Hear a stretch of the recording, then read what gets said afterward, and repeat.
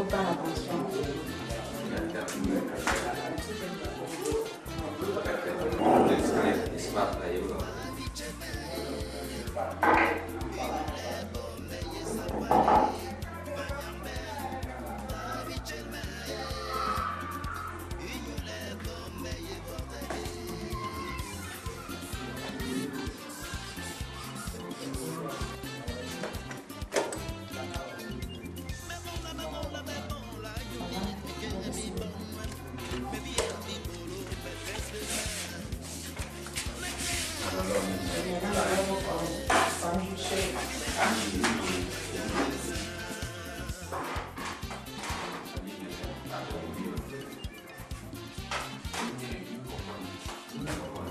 Je vais mettre votre canne ici sur le plus.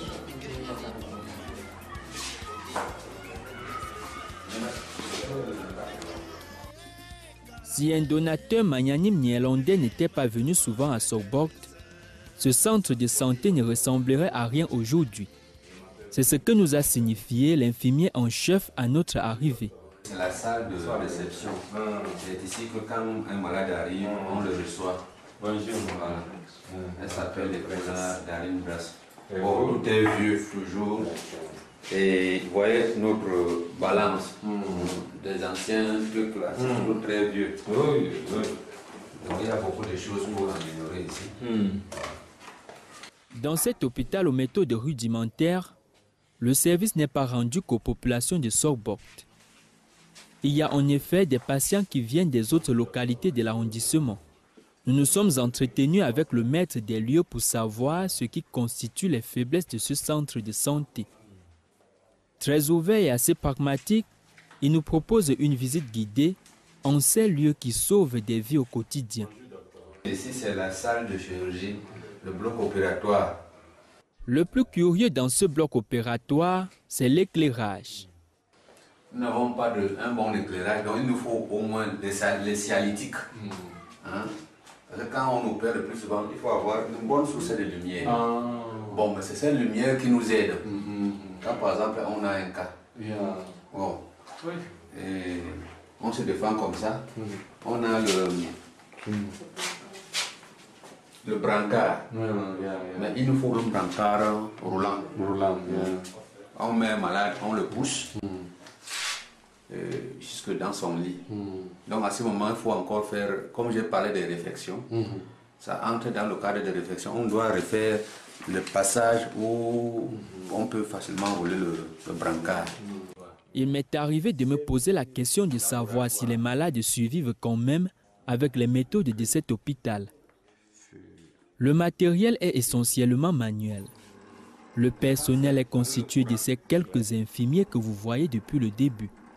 Pourtant, la zone est exposée aux infections qui peuvent se compliquer à tout moment.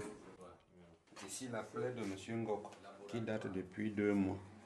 Il a fait l'accident, il a coupé le tendon d'Achille, mais la plaie restait incurable jusqu'à présent. Donc on doit essayer de voir ça. Et, oui. C'est ici que de nombreuses personnes ont vu le jour. C'est avec un sacrifice énorme que les infirmiers diminuent le taux de mortalité infantile. Voici ce sur quoi les malades se reposent pendant les soins. Les salles pour les malades. Tout est vieux. Il n'y a pas de matelas, ce sont des vieux matelas. Comme par exemple ici, vous allez voir que c'est vieux, alors que ça devrait être couvert.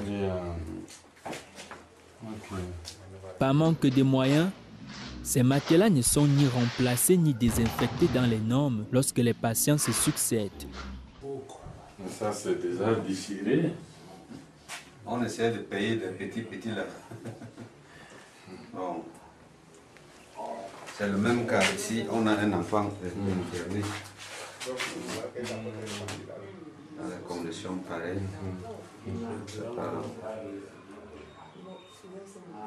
La salle de pharmacie, sans doute la plus fournie de toutes les pièces de l'hôpital, est loin de combler les attentes. C'est le service de pharmacie. Bonjour, madame. Bonjour, monsieur.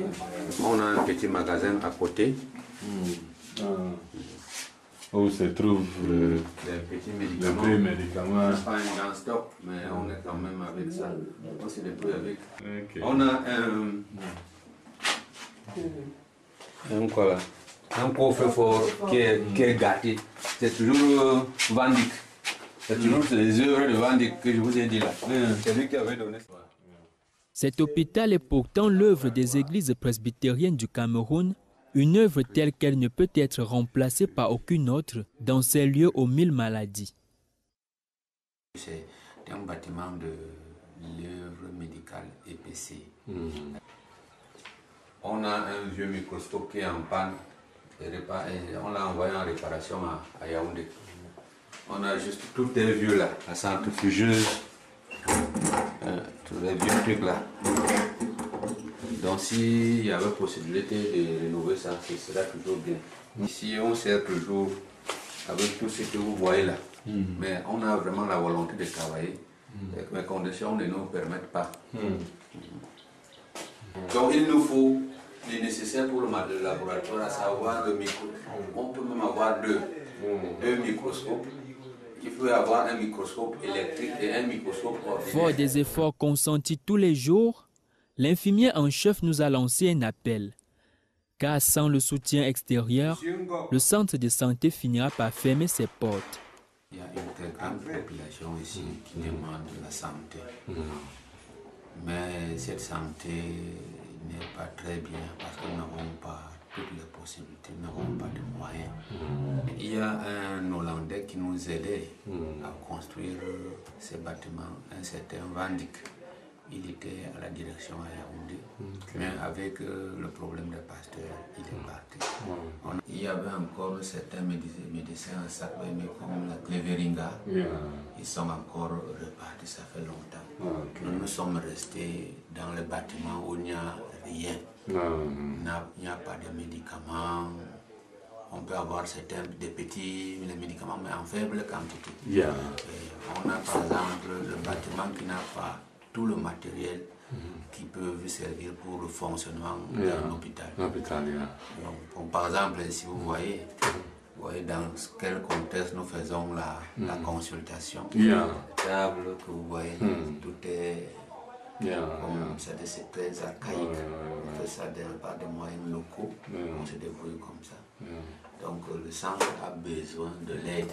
On ne sait qui peut nous venir en aide. Ici, on aura besoin des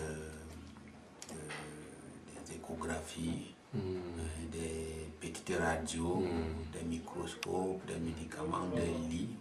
Le personnel du centre de santé de Sorgborg possède un grand cœur. C'est davantage pour sauver des vies qu'il s'active. Finalement, gagner de l'argent est un souci un peu dépassé, vu la pauvreté des habitants de la région. Malheureusement, ce cœur aussi grand ne pourra pas compter sur la seule générosité. Il faut du matériel, des bâtiments, du personnel pour qu'une aventure aussi belle que celle entamée ici au centre de santé de Sorgborg ne s'achève guère comme dans un film où le héros paye de sa vie.